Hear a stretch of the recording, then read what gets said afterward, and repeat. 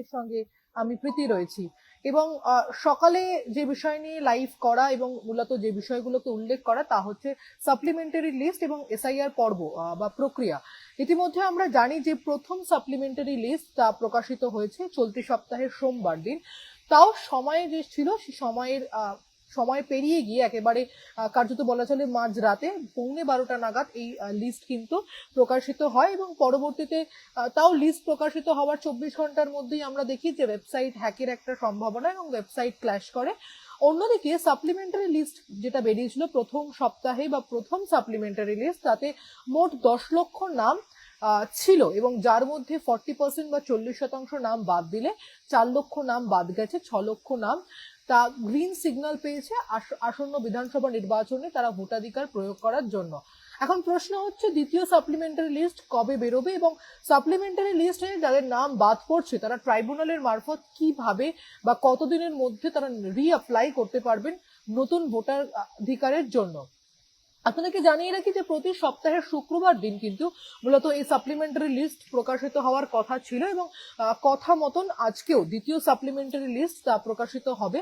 ঠিক কখন হবে কি বৃত্তান্ত এখনো কমিশনের তরফে বা নির্বাচন কমিশনের তরফে কিন্তু জানানো হয়নি, তবে আশা করা হচ্ছে বিকেলের মধ্যে কিন্তু এই সাপ্লিমেন্টারি লিস্ট বেরোতে চলেছে।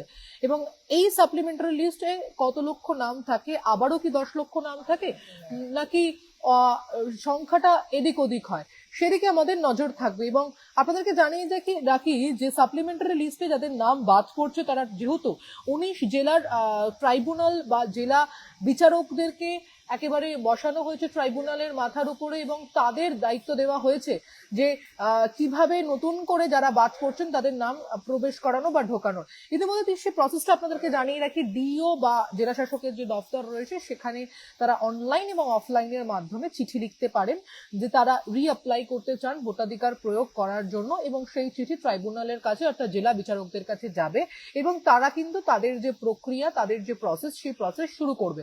কিন্তু এখনো পর্যন্ত জেলা বিচারকদের কাছে এবং ট্রাইব্যুনাল কাজের জন্য যে জায়গা সেই জায়গা কিন্তু এখনো পর্যন্ত সিলেকশনের প্রসেস চলছে এবং আগামীকালও নিউ টাউনের একটি দফতরে সেখানে নির্বাচন কমিশনের আধিকারিকরা এবং হাইকোর্টের পক্ষ থেকে যারা থাকবেন প্রতিনিধিরা তারা যাবেন এই জায়গা দেখতে পরিদর্শন করতে। আরো একটা বিষয় আপনাদেরকে জানিয়ে রাখি যে আজকে যে লিস্ট বেরোবে সেই লিস্টে কত সংখ্যায় নাম থাকবে তা এখনো পর্যন্ত জানা নেই, কিন্তু আপনাদেরকে আরেকটা বিষয় জানিয়ে রাখি যে 32 লক্ষ নাম যখন নিষ্পত্তি হয়ে গেছে, যদিও এখন সংখ্যাটা 36 লক্ষ 60 লক্ষের মধ্যে 36 লক্ষ নাম নিষ্পত্তি হয়েছে, তখন আপনাদেরকে আরেকটা বিষয় জানিয়ে রাখি 32 লক্ষের যখন নাম নিষ্পত্তি হয়েছিল তখন কিন্তু বলা হয়েছিল যে 40% নাম বাদ পড়েছে। এখন দেখার বিষয় প্রত্যেকটি সাপ্লিমেন্টারি লিস্ট থেকে এই 40 লক্ষ নাম বাদ পড়ে, ঠিক কত লক্ষ নাম বাদ পড়ে এবং অ্যাডজুডিকেশনের তালিকা থেকে কতজন গ্রিন সিগন্যাল পায় সেদিকে আমাদের নজর থাকবে। বিস্তারিত আপডেটের জন্য চোখ রাখতে হবে নিউজ 18 বাংলায় এবং প্রতিদিনের আপডেট এবং সারাদিনের খবর আপনাদের সামনে আমাদের প্রতিনিধিরা তুলে ধরবে। ধন্যবাদ সকলকে।